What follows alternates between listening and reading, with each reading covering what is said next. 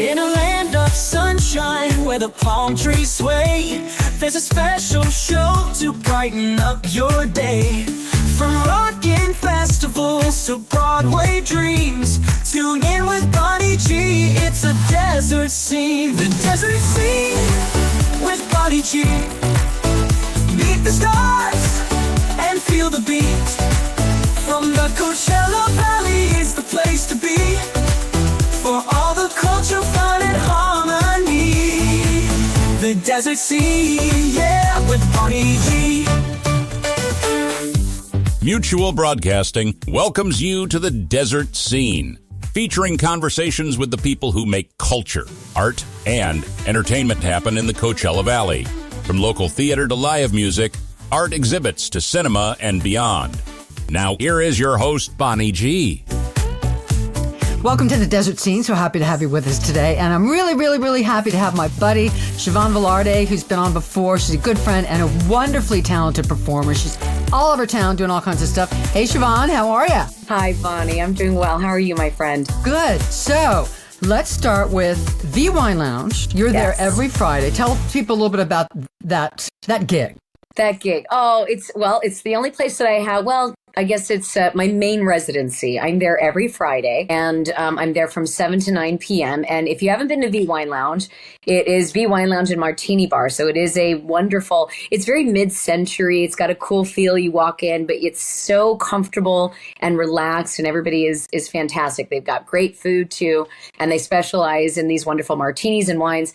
And I sing. We have entertainment there all week long, and I'm there every Friday night, and I'm kind of the silly one. I get everybody involved with the show, and I give them little baby instruments so they can be my band. And I actually have Will Riegler, who joins me more often than not. He comes in and plays the drums with me. He's one of my favorite drummers, musicians in town. He'll be there tonight. And yeah, I love it. It's a fun gig. I take requests from the audience. Have a good time.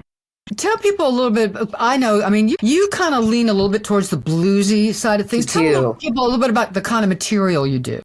I do. I am. When people say, what kind of music do you do? I say, well, it's pretty eclectic. And I do. I will say at heart, I'm a rocker, and I like the blues. I like being a little more rock and roll, a little fast. And I really like doing the cheeky, walking the edge of adult show tunes. Those are fun for me too.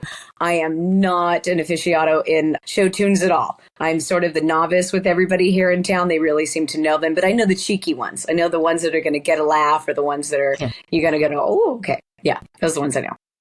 Yeah, and sometimes they're a little bit R-rated. A little bit. It depends on the show. It depends. It's a wide spectrum. Yeah. I did work with PS Underground for years, and we did things that were very ethereal and elite and high end, all the way down to the raunchiest thing you ever want to see in your life. So it is a very broad spectrum. You do kind of get categorized into one pocket when you are willing to do that spectrum of adult.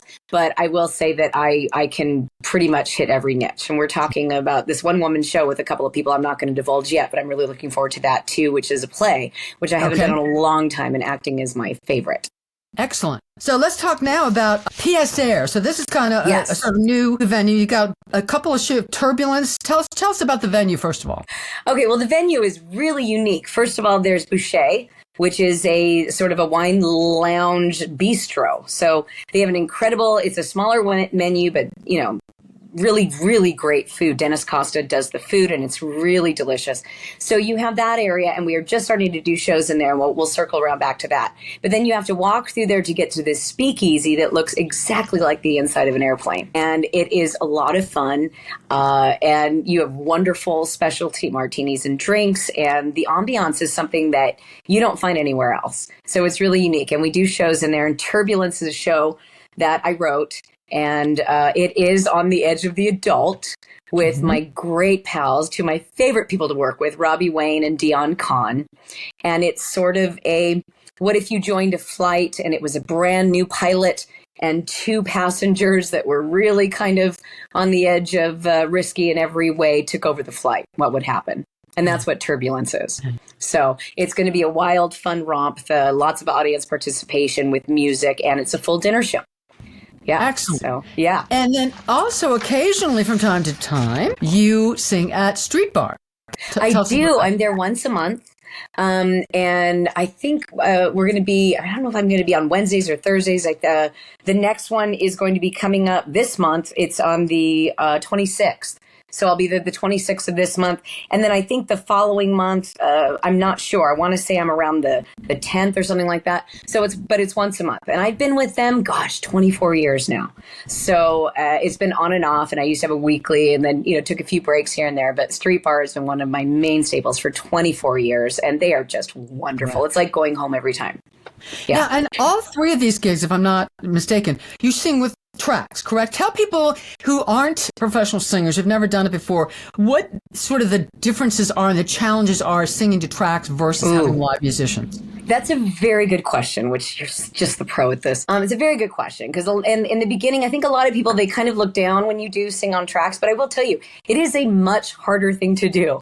There is no room for mistakes. There's no room for everything. So you have to be very quick and on the ball and really know your songs or think of a great little improv way to get out of it if there is a mishap. Yeah. So I do work like Boucher. We're doing a show, Mac and Melba, and we do with Wayne Abravanel. And I just did a show on Wednesday night at the casino with the Gand Band. I do work with the Gand Band regularly. In the Cascade Lounge, we did it was called Orgasmic or Organ Music. And it was sort of that old organ bluesy kind of rock that I really, my kind of jam. I love that.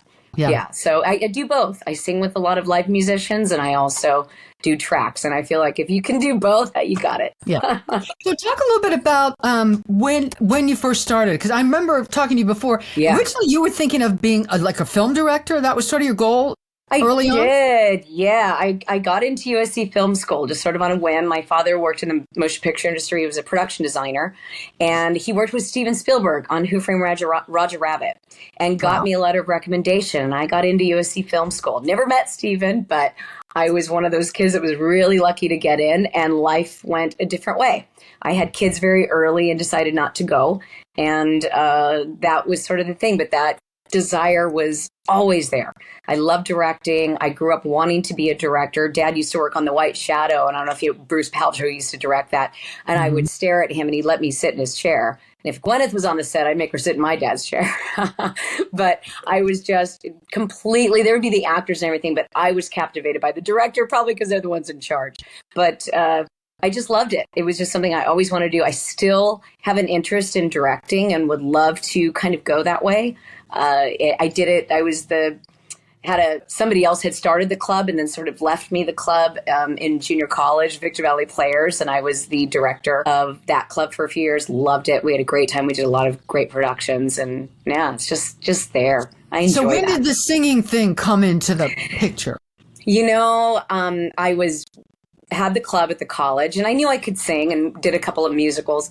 But I saw that college singers, they were going to be going to Carnegie Hall to sing. And I thought, well, I could do that. And so I joined the club and I got to go to Carnegie Hall and sing. And I met some friends. And one of those friends, my dear friend Joel Ivins, talked me into singing with him at a gig because the other female girl that he had to do it flaked. And he said, you can do it. And we would go to karaoke. And that's kind of how it started. It was a tiny little bar called Westside 15. And we started singing there. And one of my friends from there moved out here and said, you've got to get to Palm Springs. And one day on a whim, I did it. Yeah, 24 years. Wow. So I always like to ask performers, whether they're singers, actors, etc., what their process is. Like say if you have a big show and you have to do 24 songs or whatever, what's your process to get yourself into that space where you feel comfortable hitting the stage?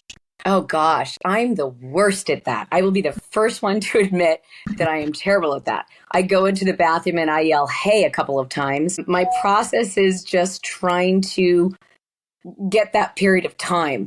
As you know, performers here in town, especially during season, we're extremely busy. So just getting that time. But I think I always resonate with the lyrics first. It's harder as you get older. But when you feel like the song tells a story, and then for me, it's the costume. It's all about what I'm going to wear. Yeah. Yeah. They knew me by that, at PS Underground. It was like, okay, yeah, the songs. What am I wearing?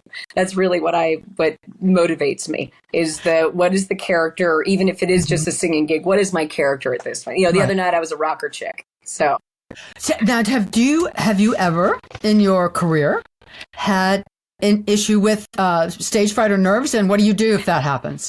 Yeah, sure. I think it's not. Of course, you do. You get that, and you get a little shaky or you get a little sweaty or something, but it's never ruled me. I've been very fortunate to where I just take a deep breath and, okay, just get it out there. And the minute you're out there, and the minute you start feeling that moment, it usually just, you relax and then you can feel that you've got them. There are many times, I'm not going to say that I've got them every time. Many times you go out there, well, that flopped. And then you just try to take away something from that of, okay, that didn't work because of this, or do better next time. And that's really what I try to do is let's do better the next time. That didn't work. Let's try again. What do you like to see when you go see other performers, when you get a night off and you go see another performer, particularly a musical sort of cabaret type of performer? What are you looking for? Again, good question. I just saw my good friend Greg Hicks, who was the winner of Cabaret Riot at the Revolution Stage Company. And Greg was, and this is one of the things I look for a lot, he is just an entertainer. He gets out there and he engages. And he was suffering from laryngitis all week. You never would have known because he brings you in so much. And the way he tells his story and the way he connects and his thoughtful choices on the music. I love a beautiful voice. Yes, beautiful voices are great. And that's wonderful for a song. I want somebody that engages me. That's my preference. I want somebody that pulls me in, that tells me a story. And whether it's directly at me or just bringing in the whole audience, which I will say Greg has the ability to do, things like that. And there are many people that can do that, and it's exciting. And I love humor. I want to laugh. Yeah. So. Well, Siobhan Velardé, if you have not seen her, you need to check her out. So V Wine Lounge every Friday, PSAir from time to time. Look for shows. Everything's on Facebook. Yeah, Turbulence in Mac and Melba. In Mac and Melba. Street Bar coming up March 26th. Busy lady. You're just the best. She's funny. She's great, good singer, but draws in the audience. You got to check this girl out. You really do. Thanks so much, Bonnie. Thank you. Thank you, Siobhan. And we'll see you the next time on The Desert Scene. The Desert Scene with Bonnie G.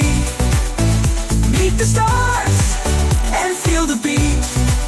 From the Coachella Valley, it's the place to be.